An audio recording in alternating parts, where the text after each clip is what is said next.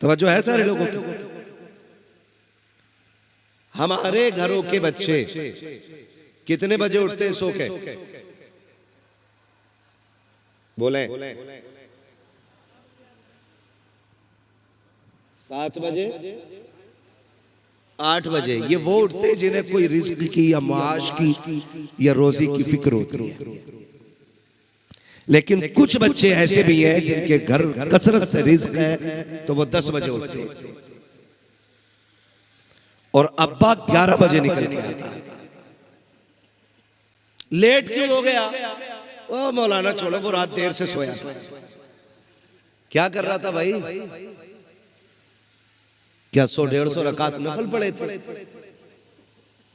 15 पारे पढ़े थे कुरान के, जो देर से सोया था। तो अब्बा कह रहा जरा समझाओ तो। बहुत डांटा रात से, पबजी खेल लिया था। एक और आया गेम,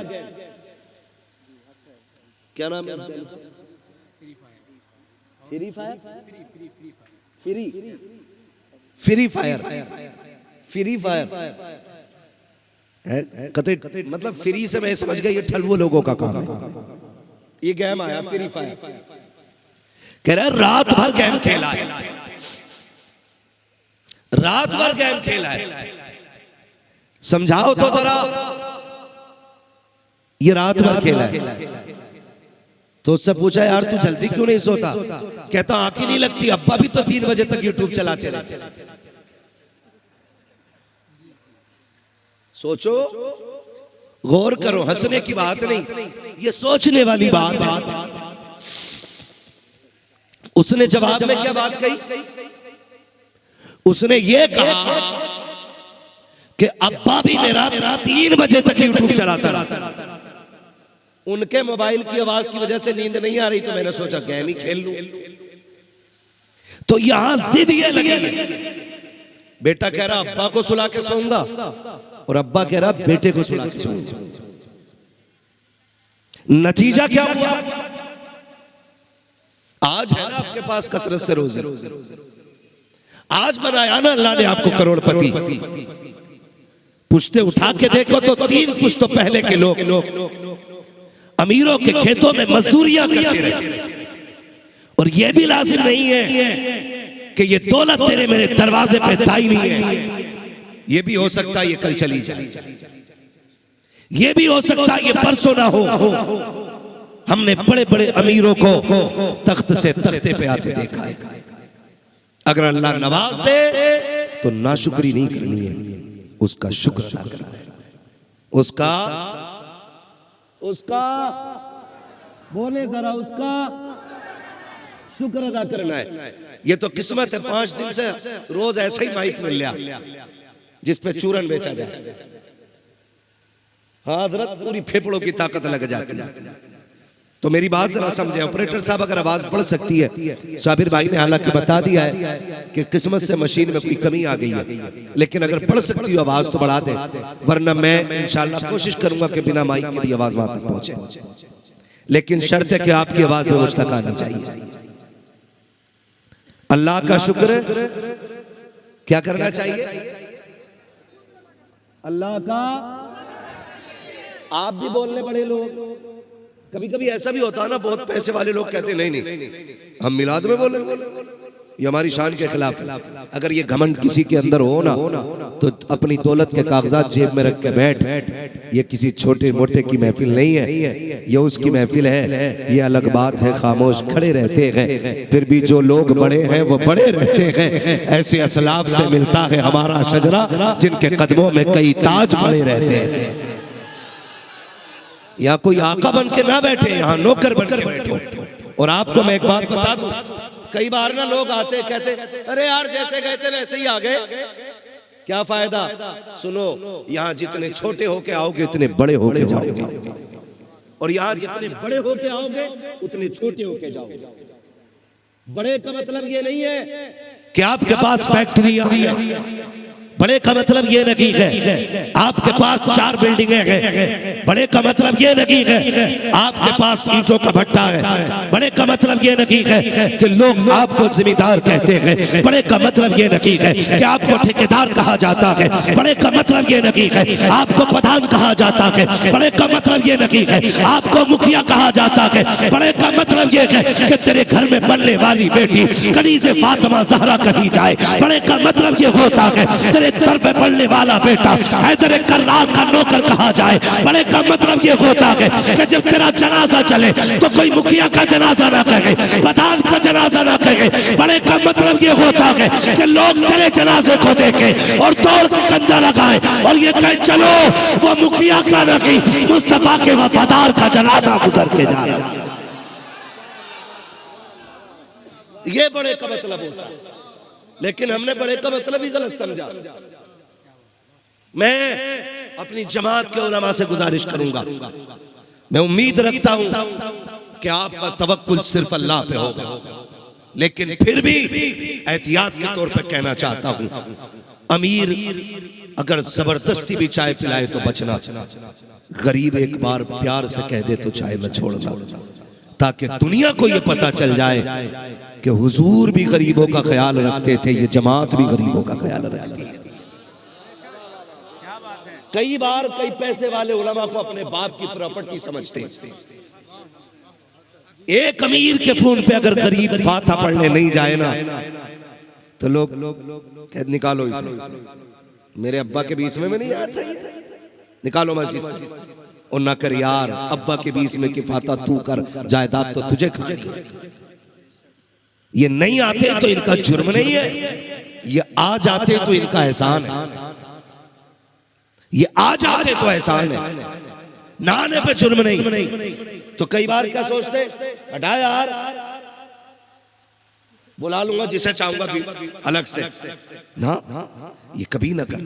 और दौलत पे अकड़ने की जरूरत नहीं। अल्लाह जितना दे उतना ज्यादा झुका करो, जितना दे उतना ज्यादा झुका करो।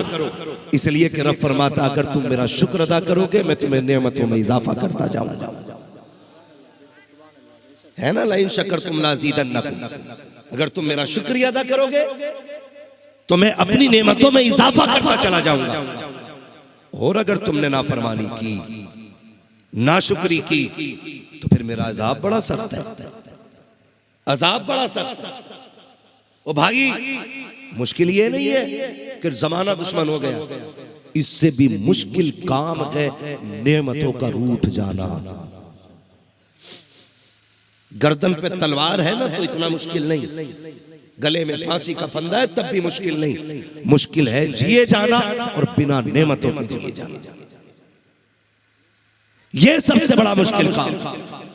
अल्लाह दे तो झुकेंगे, रुकेंगे नहीं, झुकेंगे, अकड़ेंगे नहीं, उसकी बारगाह में रो के दिखाएंगे। वो इतना दे रहा, मैं माजरत के साथ कहता हूं, मेरे भी तो 4 हाथ हैं, इनके भी 4 हाथ हैं, 4 हाथ पैर है, मेरे भी 4 हाथ पैर है, 2 आंखें इनकी 2 मेरी है। मैं हिंदुस्तान पे सफर कर रहा हूं तो मैंने कौन से ऐसे सजदे किए थे जो उसने इतने नवाज दिए? कौन सी मैंने इबादत की थी जो उसने इतना नवाजा? क्या मैं इनसे ज्यादा अल्लाह की इबादत करता हूं? मैं खुद कभी कभी सोचता हूं, मालिक जो भी तूने दिया है ना, ये मेरी औकात से ज्यादा दिया है, औकात से ज्यादा दिया है, वरना मुश्किल बात होती है। बुरा मत मानिए, आज की महफिल का जो उन्वान है ना, नामूस रिसालत। नामूस रिसालत का मतलब सर काटना नहीं होता है, उनके नाम पे सर कटाना भी होता है। ये नामूस रिसालत का मतलब, सर काटना ही नामूस रिसालत नहीं, सर कटाना भी नामूस रिसालत है।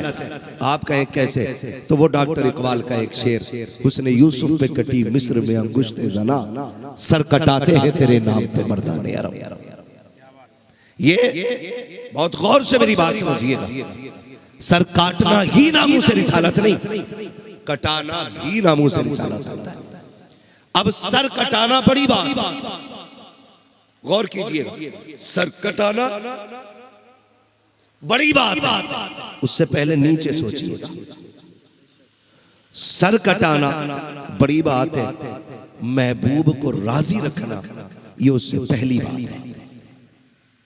नामूस रिसालत के तहफ्फुज़ का एक हिस्सा ये भी है कि हम अपने रसूल को राजी करने की कोशिश करें। हमारी वजह से हमारे नबी के दामन पे कोई उंगली ना उठाए, ये भी तहफ्फुज़ नामूस रिसालत। हमारी वजह से कोई इस्लाम को कुछ ना कहे, ये भी तहफ्फुज़ नामूस रिसालत। मुझे इस पे बात नहीं करनी है कि कौन क्या भौंक रहा है। हम इतना जानते हैं जिस बर्तन में जो होता है वही निकलता है। जिस बर्तन में जो होता है उससे शराब की बोतल से जमजम नहीं निकला करता, ये याद रखिए। और हमें उम्मीद भी नहीं है कि किसी शराब खाने से जमजम मिले। जमजम ही अगर लेना है तो फिर मक्के जाना पड़ेगा। मुझे इससे मसला नहीं, मैं उनके बारे में कोई बात नहीं कहना चाहता जो भौंक रहे, जो बोल रहे। तो मैंने कहा जिस बर्तन में जो होता है उससे वही निकलता है। हम हुजूर के गुलाम हैं। किसके गुलाम हैं? जोर से, किसके गुलाम हैं? सारे बोलो किसके गुलाम हैं? सारे बोले छोटे बड़े, किसके गुलाम हैं? हुजूर के गुलाम। हमारे मुंह से वो निकलेगा जो आमीना के लाल ने सिखाया है, वो निकलेगा हमारे मुंह से जो हमारे नबी ने सिखाया है, जो हमारे मजहब ने सिखाया है, जो हमारे रब ने हमें बताया है। हमें सबसे पहली ये कोशिश करनी है कि मेरी वजह से हमारे दीन पे उंगली नहीं उठनी चाहिए। समझ गए इतनी बात? अगर आप ये सोच के बैठे हो कि मौलवी रोला करेगा और हुल्ला करेगा, हमें उछल के नारे लगाने, कूद के नारे लगाने, तो घर चले जाइए। मैं यहाँ शोर शराबा करने नहीं, तुम्हारा मूड बनाने नहीं आया, मैं अपनी तकदीर बनाने आया हूं। तुम क्या चाहते हो मुझे इससे मतलब नहीं, बस ये सोचता हूं मदीने वाला क्या चाहता है। आप रूठे तो रूठे, हुजूर ना रूठे। ये सबसे ज्यादा अहम बात मैं आपसे कर रहा हूं। पहला काम तो ये कि सारे कोशिश करेंगे हुजूर को राजी करेंगे, इंशाअल्लाह करेंगे, इंशाअल्लाह। और जोर से मैं उम्मीद करता हूं अल्लाह के फजल से यहां कोई शराबी नहीं होगा। इस इलाके में पीते तो नहीं है? चलती है इधर भी? पीते तो नहीं है भाई लोग? आपकी बात नहीं कर रहा हूं, मैं जानता हूं उनकी महफिल में गंदे नहीं आ सकते। अच्छी महफिल है तो अच्छे ही आए हो। लोग पीते तो नहीं है इधर? पूरा एरिया साफ है, अल्लाह साफ रखे। लेकिन अगली बात करूं, बुरा मत मानना, कभी कभी हमारे रवैयों की बुनियाद पे लोग इस्लाम पे उंगली उठाते हैं। मिसाल के तौर पे कभी कभी या इम्मा हजरात बैठे, अक्सर ये शिकायत आती रहती है मस्जिद में से जूते चुर गए, होता है नहीं? मार देते नहीं जुम्मे जुम्मे हाथ। हजरत एक तो बड़ा अच्छा मुक्तदी था, इमाम साहब के पिछले जुम्मे को जूते ले गया, अगले को वापस लाया। इमाम साहब थे, उन्होंने कही नहीं किसी से, उन्होंने कहा यार ये बता लेके क्यों गया था? कहने लगा ससुराल जाना था, 3 दिन लग गए, शादी थी इसलिए आने में देर हो गई।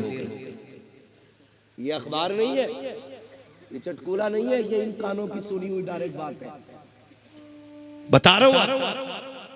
लेकिन हैरत कब होती है? जब जूता चुरे और ऐलान हो, कोई प्रधान का जूता पहन गया भाई, एक बार देख लियो नीचे को।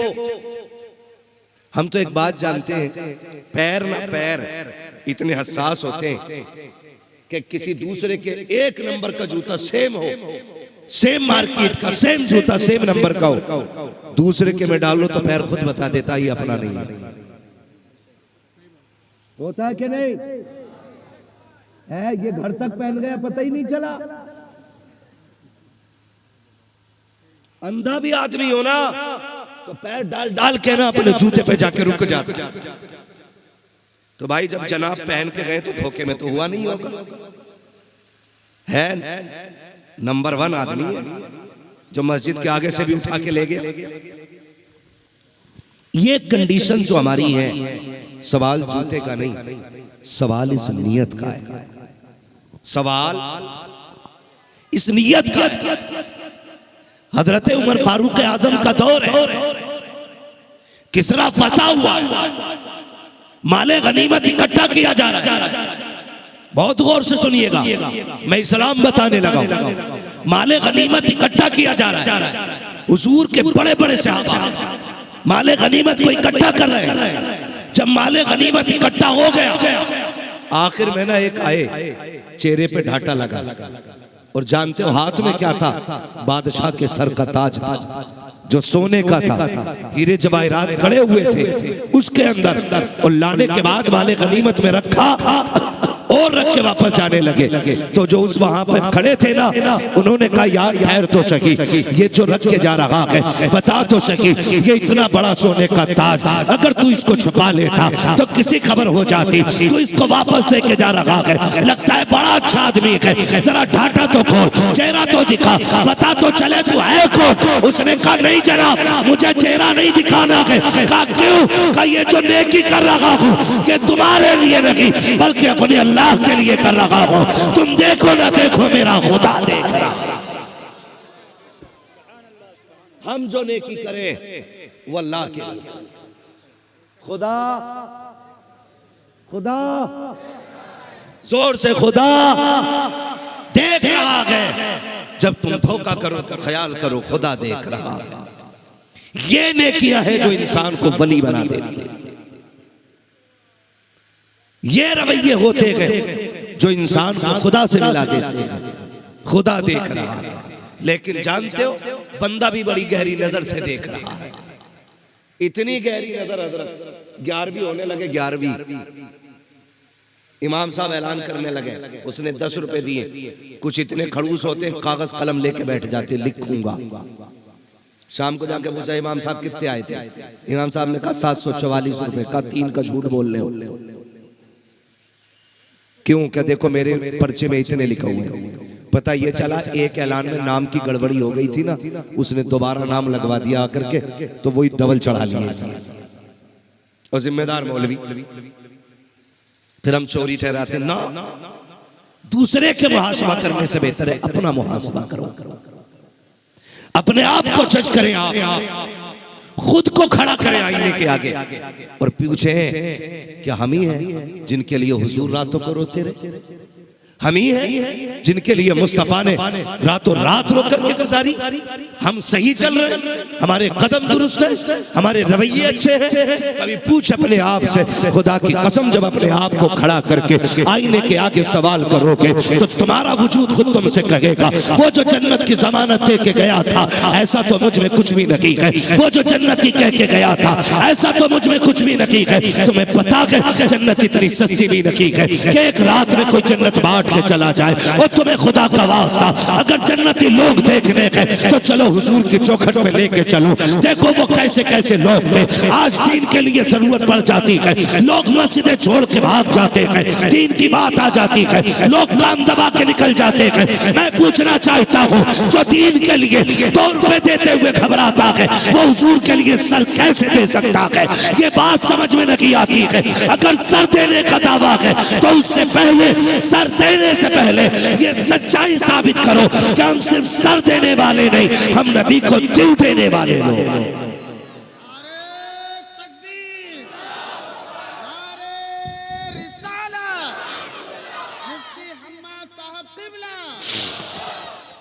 मगर हमें जो दीन याद आता है ना, मतलब की जगह याद आता है। बुरा मत मानिएगा, मतलब की जगह। कब? जैसे निकाह पढ़ाया इमाम ने, पूछा भाई कितने चल रहे हैं, कितने चल रहे हैं? तो भाई वो कहते थे हमारे 5000 चल रहे हैं, हमारे 1500 में पढ़ा दें। ये अगला जवाब, हमारे 1500 में पढ़ा दे, तुम्हारे नया दीन है। इमाम तो सारे ही एक से होते हैं। फिर कह रहा है इमाम सारे ही एक से होते हैं। चलिए तो हुजूर का कलमा पढ़ने वाला है, तूने किसका कलमा पढ़ा? जो तूने 6 घंटे डीजे बजाया, 8 घंटे लोगों की नींद खराब करी, तब दीन याद नहीं आ रहा था? निकाह में आके दीन याद आया? हाँ, कह रहा प्रधान 70,000 का डीजे करा, दीवारें ना हिला दूं तो मुखिया ना कहियो। इससे नीचे तो बात ही नहीं है। मुंह से उखेड़ देंगे फरिश्ते, मुंह से सारी मुखियागिरी निकल जाएगी, सारी प्रधानी निकल जाएगी, सारी पैसों वाली अकड़ निकल जाएगी। 70,000 का लाया हूं, 80 का लाया हूं, ये कंडीशन है हमारी। हमें तब दीन याद नहीं आता जब शरीयत की बात होती है, तब हमें दीन याद नहीं आता। जब जेब का पैसा बचे तो दीन याद करते हैं हम लोग। हाँ, क्या मेहर की मेहर लिस्ट बना के हरामखोर ने दिए पहले, जैसे इसके बाप ने कमा के रख दिया था। 3 इंच की पिलाई होनी चाहिए, 7 बाई 14 का बेड होना चाहिए, कमरे का फर्नीचर भी तुम्हें ही लगवाना। हराम की दौलत है। अरे बेटी पाल दी, इससे बड़ा एहसान क्या लेगा। और लिस्टें भेज रहे हैं, और जब मेहर की बात आती है ना, कह रहा फातिमी बांध दो।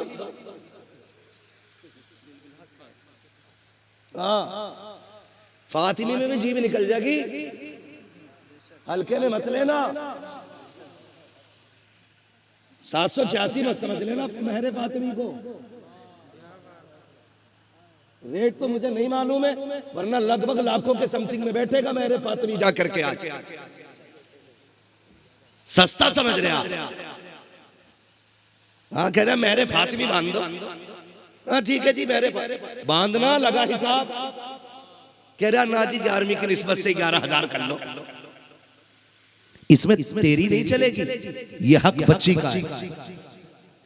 अगर उसने कहा 5 लाख बंधेंगे तो मर्जी है तेरी, निकाह करना या नहीं करना। तुझे हक नहीं है तू उसे दबा के उसके पैसे घटा सके। ये सही कह रहा हूं।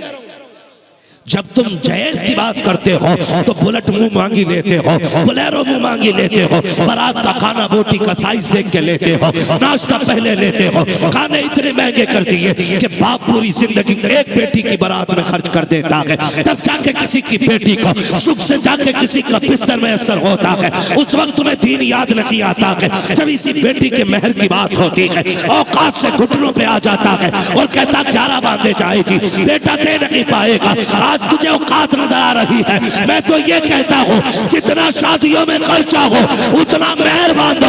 फिर किसी की माँ ने दूध नहीं पिलाया है, ना ये डिमांड करेंगे, ना ये बेटी के बाप के ऊपर बोझ बन के दिखेंगे।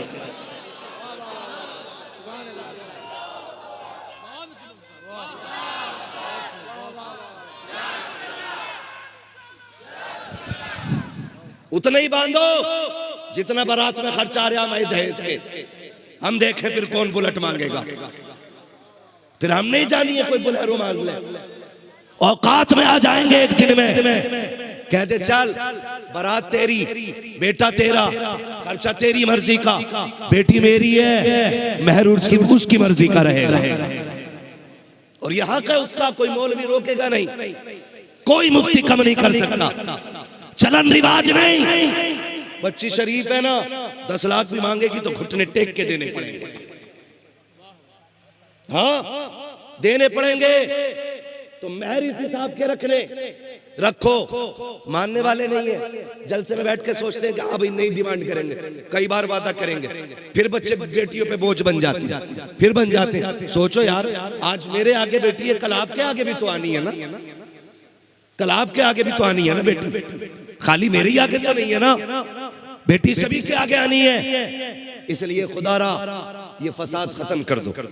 अगर तुमने ये खत्म नहीं किया ना तो कोई नहीं रोक पाएगा तुम्हारी बेटियों को गैरों के बिस्तर में जाने से। ये कान खोल के सुन लेना, खाली हमारे चीखने से नहीं होगा, हर बाप को बेटी की इज्जत का पहरेदार बनना पड़ेगा। हर बाप ये सोचना चाहिए। और ये मेरी ख्वाहिश नहीं, ये हुजूर के दीन की फरमाइश है। मैं अपनी मर्जी थोपने नहीं आया, मेरी मर्जी सुननी हो तो मेरे घर आना, फिर मैं अपनी मर्जी की बात बताऊंगा। यहां मैं हुजूर के दीन की बातें करने के लिए आया। ये उस वक्त जाके हमें दीन याद आता है जब अपनी गर्दन कटने की नंबर आता है, उससे पहले नहीं आता।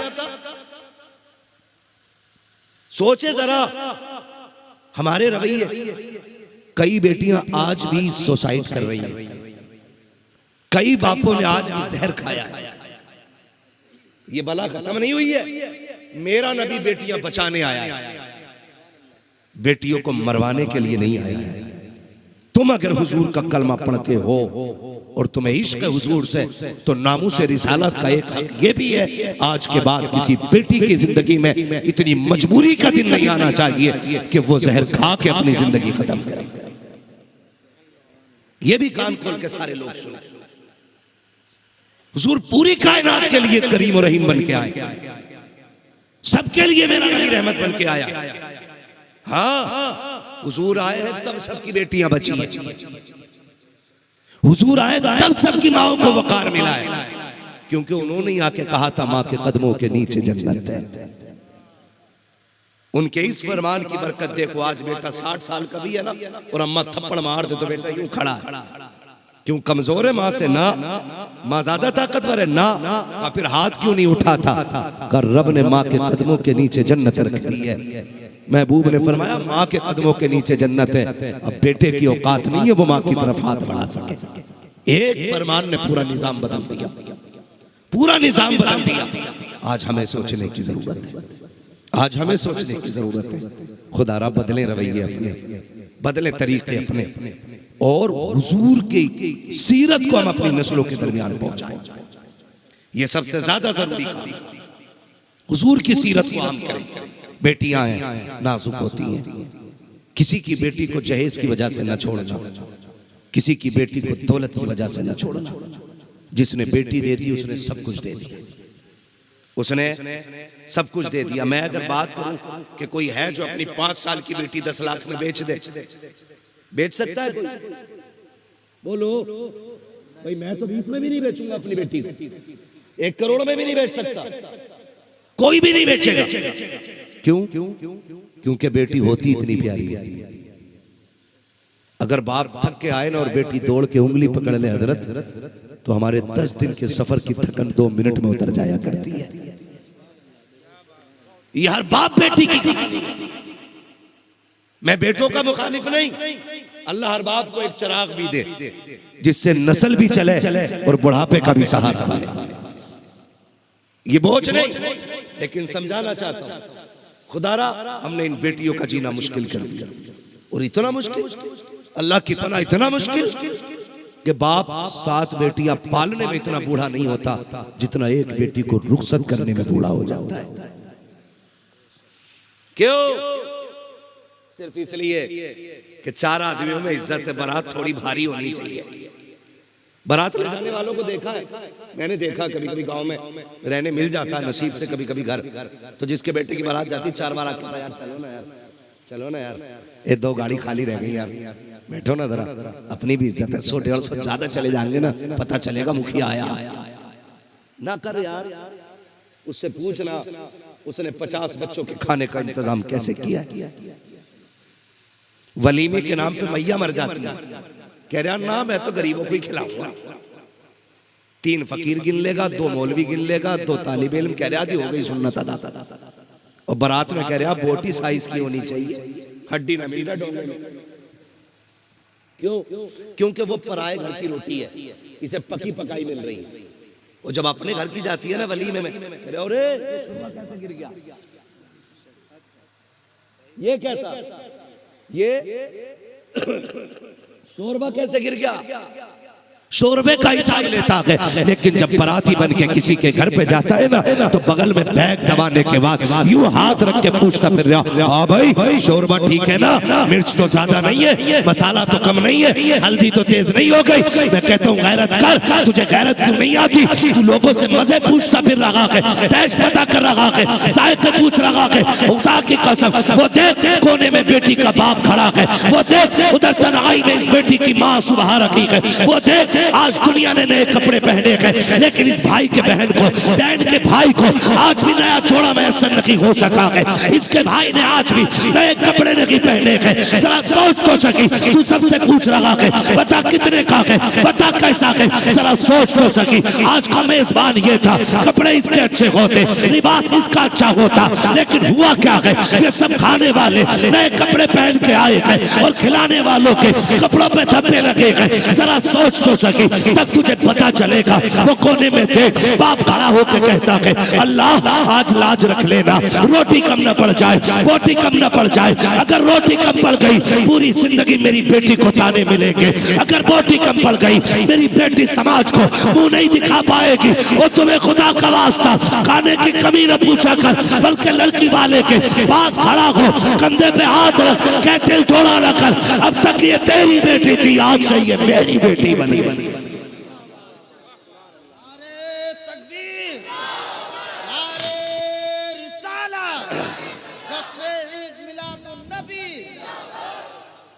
है ना तवज्जो सारे लोगों को? ये क्या है?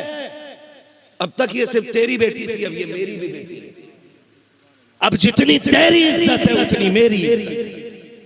कहते क्यों नहीं? लेकिन नहीं पूछ रहा है खुदारा, जब खानों में जाया करो ना, मारेरा शरीफ का कलंदर, दुनिया जिनको सैयद नजीब हैदर मियां कहती है, उनको मैंने कहते सुना। वो एक बात कहते हैं, लोगों बारातों के खर्चे कम करो, ये जो खानों की बेहुरमती करते हो ये खत्म करो। हाँ, कहीं भी खाना हो उसके बाद जब झाड़ू लगे ये मैट उठाई जाती है ना, तो टाइम में हंडिया पहुंच के खाने वाले लोग एक कमजोर बेटी के मजबूर बाप की कमाई को ऐसे फेंकते हैं जैसे ये फ्री में आया। महबूब अलैहिस्सलाम ने फरमाया था रिज्क की इज्जत करना, अगर ये रूठ गया तो एड़ियां रगड़ के मर जाओगे, रोटी में असर नहीं होगी। ये याद रखिएगा, जिस कौम का खाना कूड़े पे पड़ता हो और गरीब एक वक्त के खाने को तरसते हो, उस कौम को हक नहीं है वो तरक्की की बात, वो कामयाबी की बातें करे।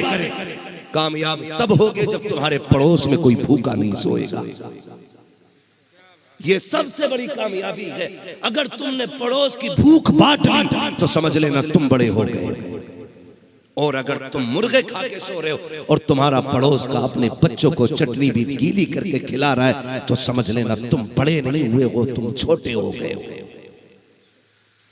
किरदार सबसे बड़ी दौलत है। माफ कीजिएगा खुदा का वास्ता, आज जानते हो घर में बोटी खा के निकलता ना तो यूं तीली डालता, जबकि दाढ़ में कुछ नहीं अटका है, गला के इतना खा रहे कुकर में, उसमें चबाना ही नहीं पड़ता, खटाखट। टाइम नहीं है ना चबाने का, ये भी एक मसला है, मसरूफियत है। बोटी खा जबरदस्ती तीली ताकि कोई पूछे क्या खा लिया, या कुछ ना पाए आए थे, अरे गया यार जबरदस्ती तो मैंने खा लिए। आवे बड़ा मजा यार, ये इस्लाम नहीं, ये इस्लाम नहीं। हमारा इस्लाम गोश्त खा के हड्डी फेंकने की दरवाजे पे इजाजत नहीं देता, कहीं उन हड्डियों पे किसी गरीब की नजर न पड़ जाए। ये हमारा इस्लाम। अगर तुझे गोश्त की ताकत अल्लाह ने दी है, या तो इतना बना कि पड़ोस में गरीब रहता है तो उसके दस्तरखान तक जाए, और अगर नहीं कर सकता तो कहा फिर छुप के खा, ताकि किसी गरीब को तेरे खाने की खुशबू तक न जाए। कहीं ऐसा ना हो किसी मजदूर के बच्चे ने बाप से फरमाइश कर दी और वो बाप बेटों की ख्वाहिश पूरी ना कर सका तो बच्चों के सामने उसे शर्मिंदगी उठानी पड़ेगी। महबूब की तालीम ये है, लोगों मैं उस शर्मिंदगी से भी उम्मत को बचाने के लिए आया। बंद करो ये मुंह में तीली डाल के निकलना, बंद करो गोश्त खा के हड्डियां दरवाजों पर डालना। अल्लाह तुम्हें दे रहा है, फिर छुप के खाओ।